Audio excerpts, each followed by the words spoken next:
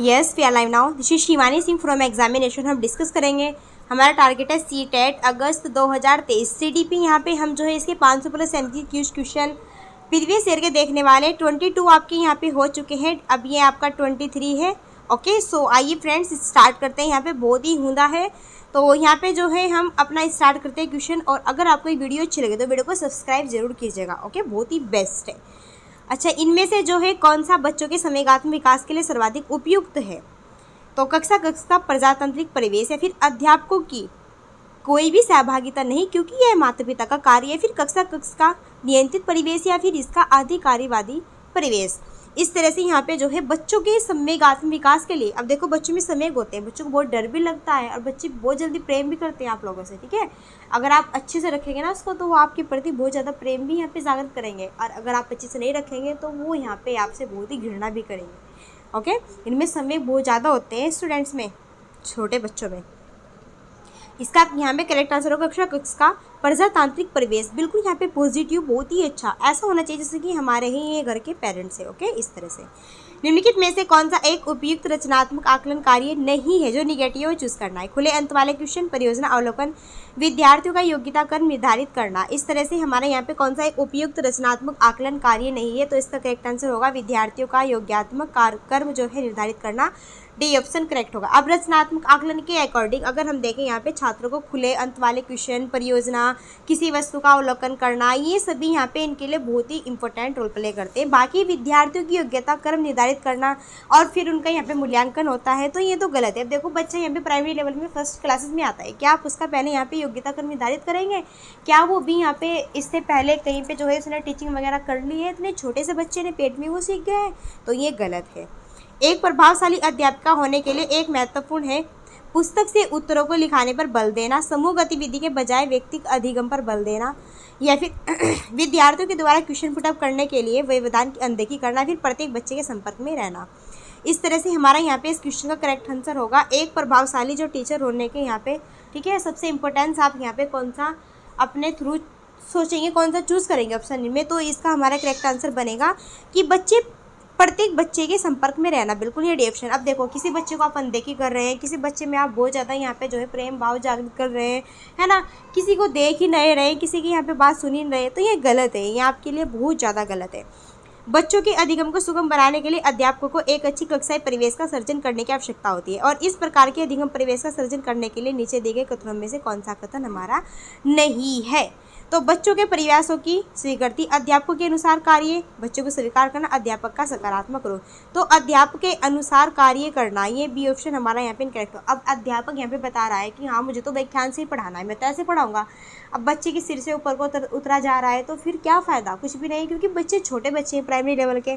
आप उनको कल्पना के माध्यम से उनमें रुचि जगाइए, ठीक है, सृजनात्मक मौलिकता लाइए उनमें, है ना, तभी तो बच्चे सीख पाएंगे। ऐसा थोड़ा ही ना कि आप टीचिंग के यहाँ पे जो भी है यहाँ पे हमारे टीचर्स उसके अकॉर्डिंग यहाँ पे चलिए, तो ये यहाँ पे गलत आंसर हमारा बन जाएगा। लड़के और लड़कियों के विषय में कुछ कथन आपको नीचे दिए गए हैं, तो इनमें से कौन सा सही है?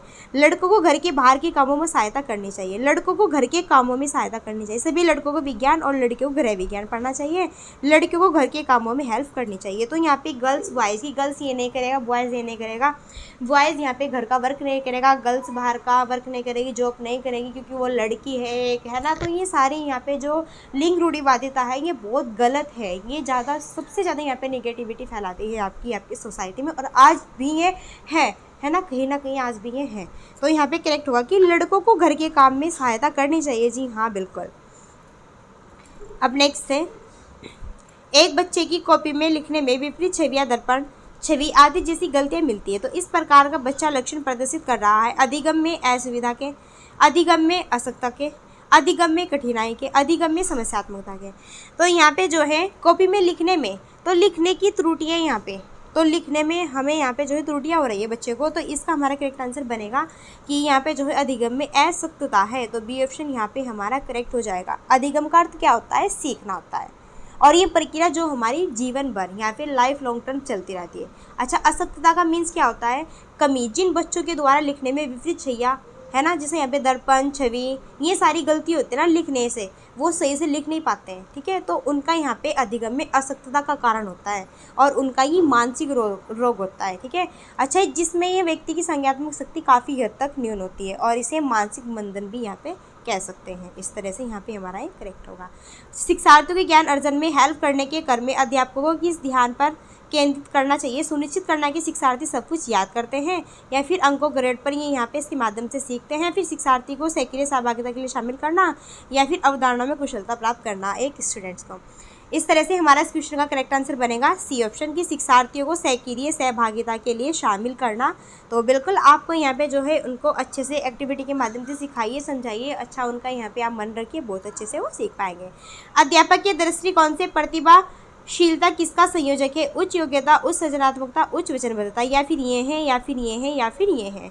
तो यहाँ पे अध्यापक के दृष्टिकोण से जो हमारे यहाँ पे प्रतिभाशाली स्टूडेंट्स होते हैं उनके लिए यहाँ पे सबसे बेस्ट यहाँ पे क्या होगा? तो उनकी कैपेसिटी उच्च होती है और उनकी सोचने की क्षमता भी उच्च होती है और वो स्मरण शक्ति यानी कि याद करने की जो शक्ति होती है वो भी उच्च होती है। तो यहाँ पे हमारा डी ऑप्शन जो है इसका सबसे बेस्ट ऑप्शन हमारा ये बन जाएगा। अच्छा, एनसीएफ 2005 के अकॉर्डिंग गलतियाँ इस कारण से महत्वपूर्ण होती है, यह विद्यार्थियों को उत्तीर्ण और अनुत्तीर्ण समूह में वर्गीकृत करने के लिए एक महत्वपूर्ण उपकरण है। यह अध्यापकों को बच्चों को डांटने के लिए एक तरीका उपलब्ध कराती है। ये बच्चे के विचार की अंतर्दृष्टि उपलब्ध कराती है तथा समाधानों को पहचानने में हेल्प करती है। ये कक्षा से कुछ बच्चों को हटाने के लिए आधार उपलब्ध कराती है। तो एनसीएफ 2005 के अनुसार अब देखो स्टूडेंट यहाँ पे गलतियाँ भी करते हैं, है ना, तो वो गलतियाँ यहाँ पे ये नहीं है कि हाँ उनको गलती है तो उनको सज़ा दीजिए, स्कूल से बाहर निकाल दीजिए, पिटाई कीजिए उनकी, है ना, पनिशमेंट दीजिए, गलत है। तो ये जो है यहाँ पे बच्चे के विचार की अंतर्दृष्टि उपलब्ध कराती है। अगर बच्चे गलती करते हैं ना तो उनको पता चलता है कि हमें फिर यहाँ पे कैसे सीखना है, तो वो आगे फिर उसी तरीके से यहाँ पे सीखेंगे। इस तरह से गलतियाँ हमारे लिए बहुत ही ज़्यादा इंपॉर्टेंट होती है, तो हमें उनका यहाँ पे जो है समाधान करना चाहिए क्वेश्चन को, ठीक है।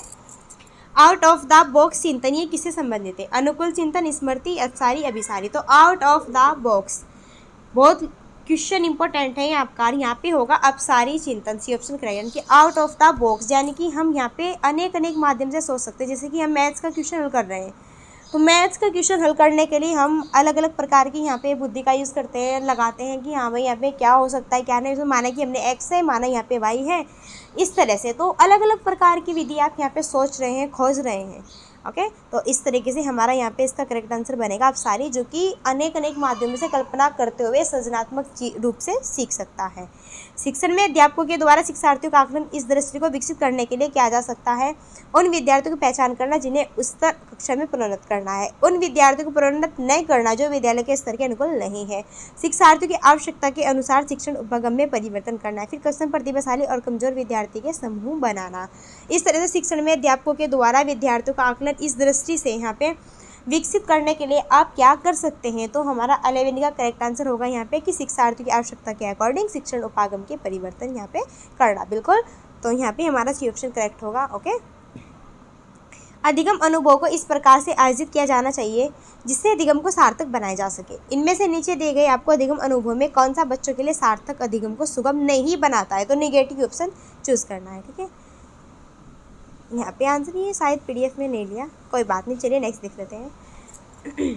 तो इसमें अगर हम देखें इसमें आएगा विषय वस्तु को केवल याद करने के आधार पर पुनरावृत्ति, है ना। एक तो यहाँ पे विषय वस्तु पर प्रश्न करना ये तो सही है, प्रकरण पर प्रस्तुति करना ये भी सही है, प्रकरण पर परिचर्या और वाद विवाद करना ये भी सही है, लेकिन केवल रेक्टिफिकेशन करना ये यहाँ पे हमारा इस क्वेश्चन का गलत होता। तो यहाँ पे जो है हमारा ये 4 ऑप्शन हम शायद इंक्लूड नहीं कर पाए, सॉरी। बच्चों को शाब्दिक या गैर शाब्दिक दंड देने का क्या परिणाम होता है? उन्हें कार्य करने के लिए प्रेरित करना, बच्चे की छवि की सुरक्षा करना, उनके अंकों में सुधार करना, उनके स्वयं के प्रति अवधारणा को नष्ट करना। तो गैर शाब्दिक दंड देने से यहाँ पे क्या परिणाम होता है? तो इसका करेक्ट आंसर हमारा यहाँ पे बन जाएगा उनके स्वयं के प्रति यहाँ पे अवधारणा को नष्ट कर देना। अगर आप किसी बच्चे को पनिशमेंट देते हैं, छोटे बच्चे को, प्राइमरी लेवल वाले को 1 से 5 के, तो वो जो है यहाँ पे खुद को ही नर्वस हो जाएगा, खुद को समझेगा कि मैं ही गलत हूँ, मैं बहुत ख़राब हूँ, इस तरह से वो कल्पना करने लगेगा। बच्चा है, अपने माइंड में चिंतन करेगा। तो बच्चों को बिल्कुल भी पीटना, पनिशमेंट तो नहीं देना है, प्यार से समझाइए, सब कुछ हो जाएगा। इनमें से कौन सा प्रारंभिक बाल्यावस्था अवधि के दौरान उन भूमिका एवं व्यवहारों के बारे में जानकारी प्रदान करते हैं जो कि एक समूह में स्वीकार्य हैं? भाई बहन एवं अध्यापक, अध्यापक एवं साथी, साथी एवं माता पिता, माता पिता और भाई बहन। इस तरह से बाल्यावस्था में जो है हमारी भूमिकाओं एवं व्यवहारों के बारे में जानकारी प्रदान करने के एक समूह में रहते हैं। तुम पेरेंट्स रहते हैं और हमारे बहन भाई रहते हैं। जो हमारी बाल्यावस्था होती है इसमें हम ज़्यादा ग्रो करते हैं। ठीक है। भारतीय की स्वच्छता के लिए प्रेरित करने हेतु उन्हें स्वच्छता समिति का सदस्य बनाना प्रतिबिंब करता है। प्रेरणा की सामाजिक सांस्कृतिक संकल्पना है। प्रेरणा का व्यवहारवादी उपागम या फिर इसका मानवतावादी उपागम या फिर इसका संज्ञानात्मक उपागम। इस तरह से हमारा इसका करेक्ट आंसर यहाँ पे बनेगा प्रेरणा का सामाजिक सांस्कृतिक उपागम। तो यहाँ पे ए ऑप्शन हमारा ही करेक्ट हो जाना है। तो आप बच्चों को यहाँ पे कैसे मोटिवेट कर सकते हैं, ओके, इस तरह से यहाँ पे ये हमारा बेस्ट होगा, बहुत ही इंपॉर्टेंट यहाँ पे हमारा होने वाला है। तो ये हमारे CTET के यहाँ पे प्रीवियस ईयर क्वेश्चन पेपर थे। सो आपको ये कैसे लगे, और मैं आपको बता दूँ यहाँ पे कि 30 होते हैं ना, मैं यहाँ पे 15 ही कराती हूँ आपको। ओके, आई होप आपको बहुत ही बेस्ट लगा होगा ये कंटेंट। अगर अच्छा लगा है तो वीडियो को लाइक और शेयर और सब्सक्राइब जरूर कीजिएगा अगर आपको अच्छा लगा है तो। ओके, तो चलिए फिर फ्रेंड्स यहाँ पे मिलते हैं नेक्स्ट वीडियो में, और तब तक के लिए so thanks for watching, keep screen, bye bye.